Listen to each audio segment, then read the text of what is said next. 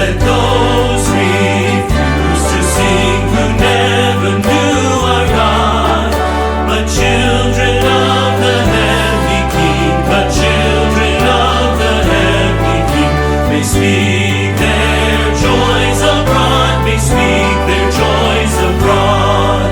We're marching to Zion, beautiful, beautiful Zion. We're marching upward to Zion, the beautiful city of God. The hill of Zion yields 1,000 sacred sweets.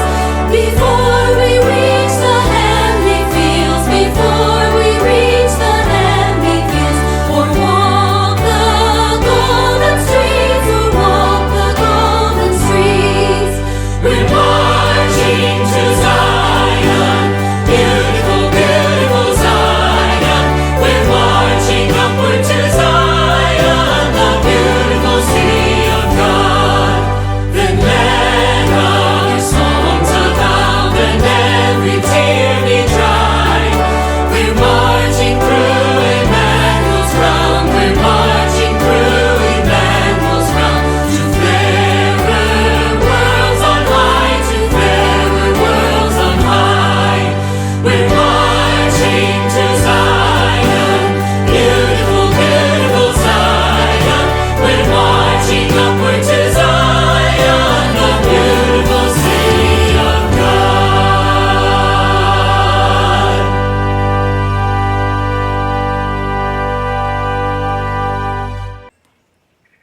Once again, we come to the throne of grace. It is there that our God surrounds us with arms of love and tenderness. It is there in that place that we feel the holy power of the Spirit. It is there in that place that we bring our lives, to lay them before the one who can transform us, to make us whole, to make us complete.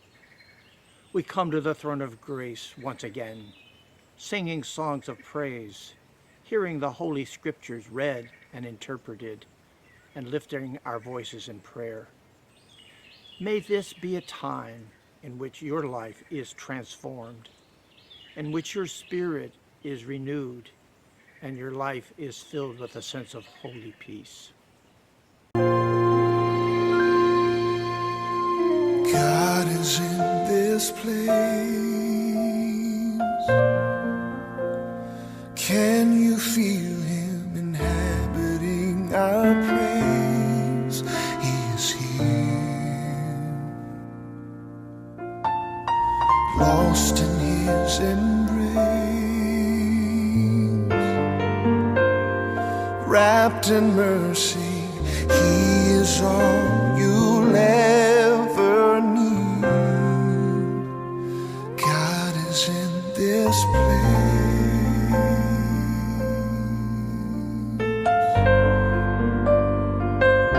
We are surrounded by his grace. Feel the Spirit brush your face.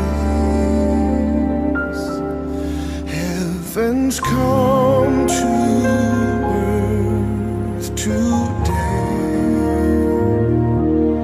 You will never be the same. God is in this place.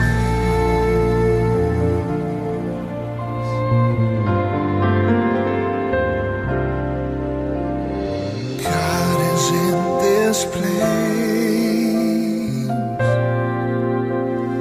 He can heal you. There's power in his name. He is here. The atmosphere has changed by his presence, and darkness has to leave.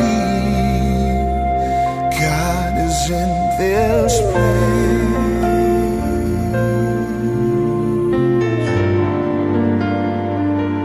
We are surrounded by his grace.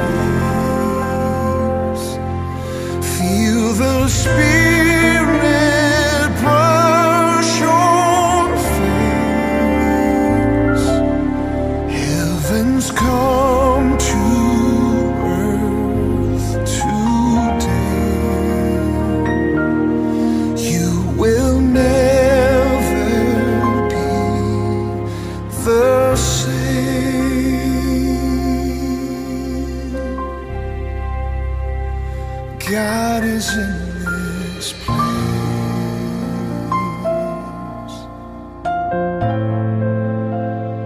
God is in this place.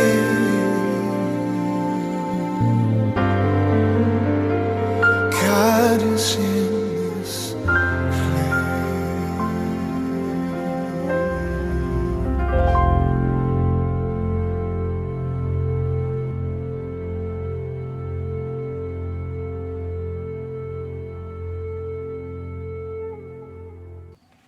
The scripture reading for today is taken from the Old Testament book of Genesis, reading in the 22nd chapter, beginning at verse 1 and concluding at verse 14. Sometime later, God tested Abraham. He said to him, "Abraham?" "Here I am," he replied.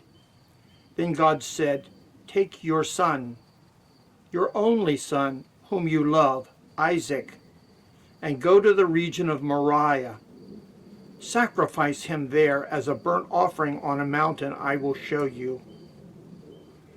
Early the next morning, Abraham got up and loaded his donkey. He took with him 2 of his servants and his son Isaac. When he had cut enough wood for the burnt offering, he set out for the place God had told him about.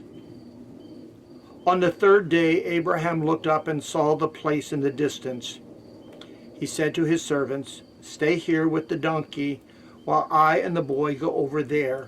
We will worship, and then we will come back to you." Abraham took the wood for the burnt offering and placed it on his son Isaac, and he himself carried the fire and the knife. As the 2 of them went on together, Isaac spoke up and said to his father, "Father." "Yes, my son," Abraham replied. "The fire and the wood are here," Isaac said, "but where is the lamb for the burnt offering?" Abraham answered, "God himself will provide the lamb for the burnt offering, my son." And the 2 of them went on together. When they reached the place God had told him about, Abraham built an altar there and arranged the wood on it. He bound his son Isaac and laid him on the altar on top of the wood. Then he reached out his hand and took the knife to slay his son. But the angel of the Lord called out to him from heaven, "Abraham, Abraham." "Here I am," he replied. "Do not lay a hand on the boy," he said. "Do not do anything to him. Now I know that you fear God because you have not withheld from me your son, your only son." Abraham looked up, and there in the thicket he saw a ram caught by its horns. He went over and took the ram and sacrificed it as a burnt offering instead of his son. So Abraham called that place, "The Lord will provide." And to this day it is said, "On the mountain of the Lord it will be provided." Here ends the reading of the Old Testament lesson. I invite you now to come before the throne of grace in prayer. As we lift our hearts, our lives, and our spirits before the one who can make all things new, in this holy and sacred moment, let us bring together all those who are on our hearts, the journey of our own lives, the struggle of our own world. Let us be in an attitude of prayer as God circles our hearts with love and grace.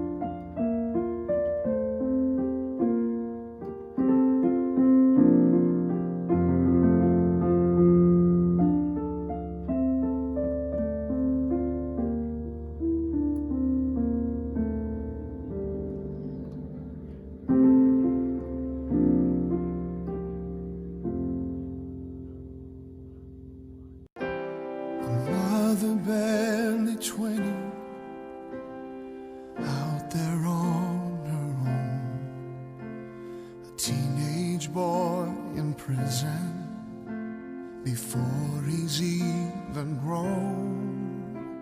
The illness of a loved one, a widow no one calls. There is one solution, an answer for it all. There is power in the name of Jesus. There is hope, there is strength, and victory to claim. There is healing in His holy presence. There is power in His name.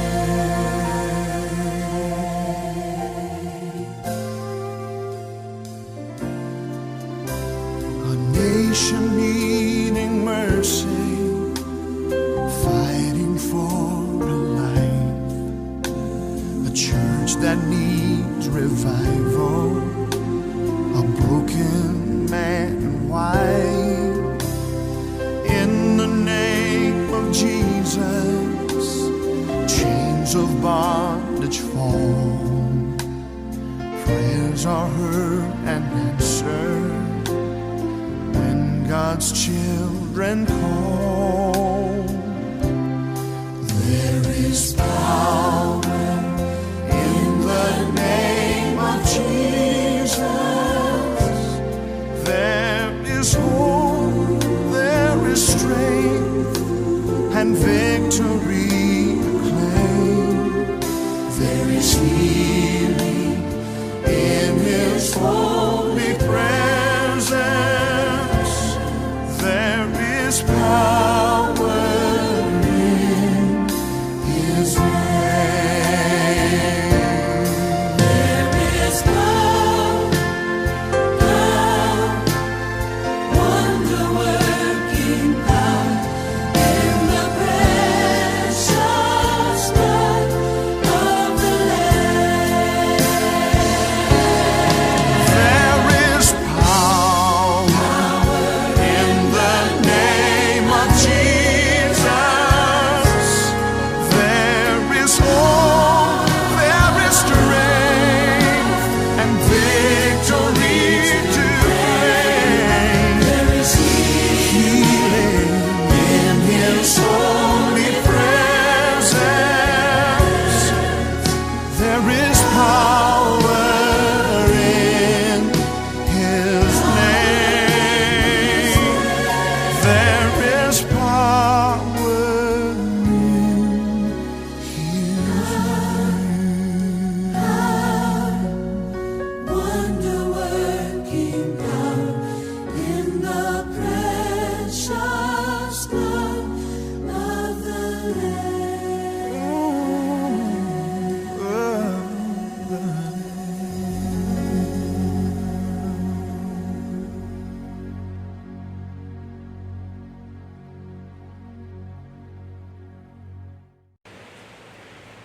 This is a very difficult story from a human perspective. It has all the signs and symbols that disturb us, trouble us. A father who hears a voice from God saying that, directing him, in fact, to sacrifice his most beloved child. We see a father who, within a day, makes that decision to follow through with what this voice had spoken to him. We see a father who is taking his child into the mountains and there carrying out one of the most horrific of all of the human conditions, a blood sacrifice of their own child. The story is filled with all kind of issues that trouble us and disturb us. And yet this story has been at the very heart of both Christian and Jewish tradition. Christians have called it the sacrifice of Isaac. Our Jewish brothers and sisters call it the binding of Isaac. Both of them have particular reasons for believing that this story is profoundly important in the tradition of our faith. And they are right. But we can't look at it from a human perspective. If we look at it only from a human perspective, we will continue to be troubled by child sacrifice. We will be troubled by a father who is irresponsible in terms of the care of his own family. If we look at it from a human perspective, we begin to get troubled profoundly and turn away. But if we begin to change our perspective and see this from God's perspective, for you see, that's what this story is all about. It's about God's perspective, not human perspective. It's about what God is seeking to accomplish. It's what God is seeking to pull together for this beloved child, Abraham. For you see, at the heart of the story, as we read in the chapters before and the chapters following, what we're discovering is that God has invested a great deal in Abraham. He's called him out. He's called him out to make profound choices in his life, called him to leave his homeland and go to where God would show him, called him to be the father of a nation, even though he had no children, called him, once he had a most beloved child, to sacrifice the child. God is working with Abraham because God has much in store for Abraham. For in Abraham becomes the father of nations. Much of what God is seeking to accomplish with this people, Israel, is reliant upon Abraham's obedience and trustworthiness to the God who has called him out. And so it is a God relationship story. A God who is, in spite of it all, trustworthy. We need to understand, as we back up and see it from God's perspective, that this is a God who indeed knows that in the end, Isaac is not going to be sacrificed. This is a God who knows the beginning, middle, and end of stories. This is a God who has all knowledge. This is a God who has a sense of all time. And so, therefore, God's testing of Abraham becomes the central part of the story. Will Abraham come to trust God as much as God wants Abraham to be a part of his work and of his kingdom? So we watch this relationship building between God and Abraham, and this testing is a powerfully important one. Walter Brueggemann points out that God is very clear about the test. He doesn't know how it is that Abraham will respond. He believes indeed that Abraham will hopefully do the right thing. But in the testing of Abraham, he doesn't know that for sure. But we watch this God of ours putting before Abraham a test that would prove his worthiness, that would prove the fact that he was able to carry out the task that God had before him. When we begin to look at that in our own way, we need to understand that God is calling all of us too to relationship. God has intruded into our lives, has God not, in the same way that he did for Abraham? Hasn't he called us out to move in a particular kind of way, to be faithful and obedient? Hasn't God led us in a way that we would follow after him, just as he did Abraham? Hasn't God worked in our life to also provide particular and unique experiences that prove that God is there with us, that God is present with us in powerful and wonderful kind of ways? You know, hasn't God been working in relationship building with us too? And doesn't God also then call us to testing whether or not we really are going to be all that God would want us to be and expect us to be? Well, you see, this is a God of the long haul. This is the God who knows the beginning, middle, and end of the story. This is a God who is present with us and wanting that which is best with us, because God has hope, God has desire, God has plans, that what we can do in the midst of God's world is provide redemption and transformation and the gifts of God in the midst of the world. But from time to time, God is going to test us to see whether or not we are going to be faithful, whether we're going to be able to bear all that he puts in front of us. Let me tell you a story of my parents. In 1975, my oldest brother, who was about 2 years older than myself, was an electrician for the B&O Railroad. He was on a late night call, an emergency call, and something happened along the way, and he tripped and fell in front of a train, and he died. Mother and Dad had lost their oldest child. It was a tragedy. And they went into deep mourning about the loss of their child.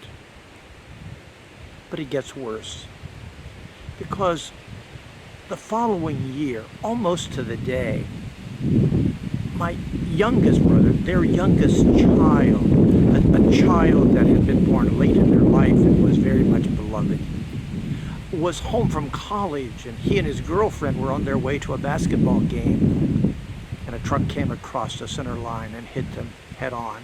Both of them died. And so in 1 year, my mother and my father lost 2 of their children. It was tragic. Their mourning was deep.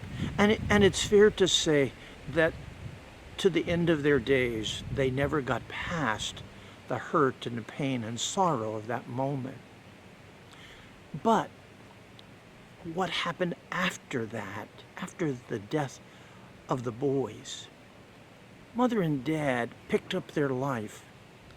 They became invested in the church in a deeper and richer kind of way.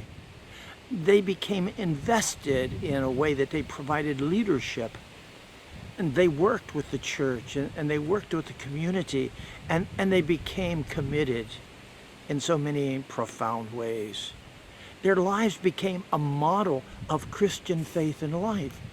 Their lives became a witness to what it is that God was doing in their life and the redemption and transformation that he provided.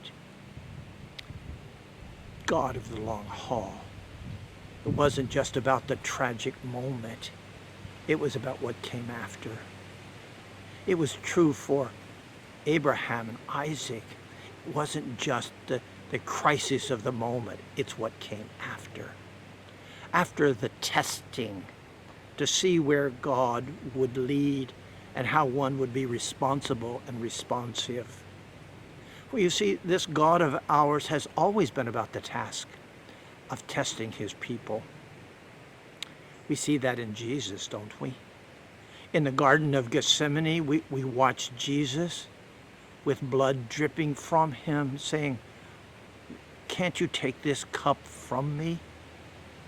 And within a short period of time, he too is carrying a bundle on his back on his way to sacrifice. This time it's the cross. This time he is sacrificed. But God resurrects him. And again, it's about the long story. It's about what happens after the crises. I think it is there that we wrestle most profoundly with this story. If we get caught in just the crises and don't see what God is doing in that crisis to lead us on to a richer and more full life afterward, then we have failed to trust this God of the long haul. If we somehow get caught in just reflecting upon the pain and the sorrow and the horror of it, if we only see it with our human eyes, then again we have missed this God of the long haul who has a plan that is going to lead to redemption and salvation. Abraham did become the father of many nations. Abraham did become the one who was able to redeem a people. Abraham did become one who was a stalwart, faithful representative of God's love. In spite of the crises, Jesus, in spite of the crises, was able to move on. And even through the death and suffering of the cross, rose from the dead to become the source of our salvation. It was true for mom and dad in terms of their capacity to move on and to see, in spite of the crises, in spite of the pain, that God was leading in a way that would bring transformation and wholeness and completeness. So what about us? We all have our crises, don't we? We all have our moments of testing, don't we? We all have those moments when we wonder where God is and what kind of foolishness God is asking of us. We all have those moments where our human eyes are saying, this can't be real, this can't be true. But the God of the long haul enters into our life, enters into our spirit, and leads us past the crises, past what we perceive as foolishness, to a moment of wholeness and completeness. This God of the long haul, this God who leads us out of the craziness of life. Maybe in some ways that's what's going on right now. Perhaps, could it be that God is leading us through this time of crises and knowing that we are going to be tested, but only wanting us to be sure that we see beyond, that God is leading us to a place of transformation and righteousness, a place of wholeness. So let's not get this story caught up in just our own human emotions. Let's look at it through God's eyes. Let's stand with God in the midst of it. Let's be present with God as we trust this one who is leading us to a place of wholeness, a place of righteousness, a place of new life. He's a God of the long haul, and God is going to be with us.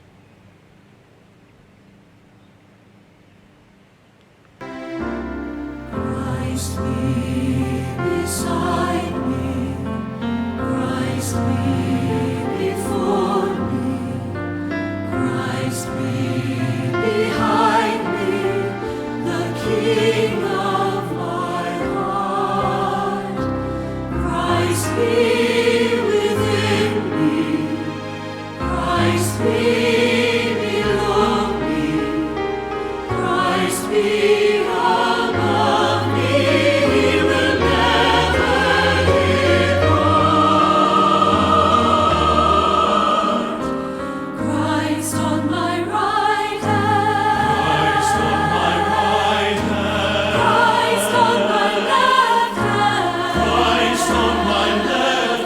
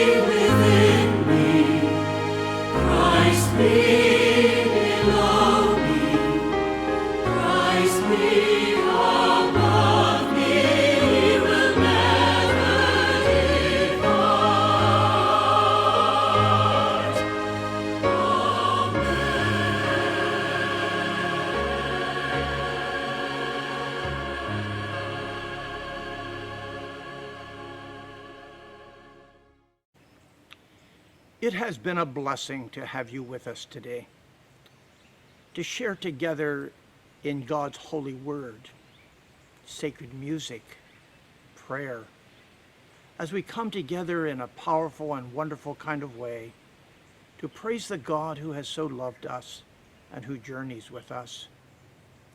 May the days ahead be filled with hope and promise and peace as you walk with the one who loves you so much. Every time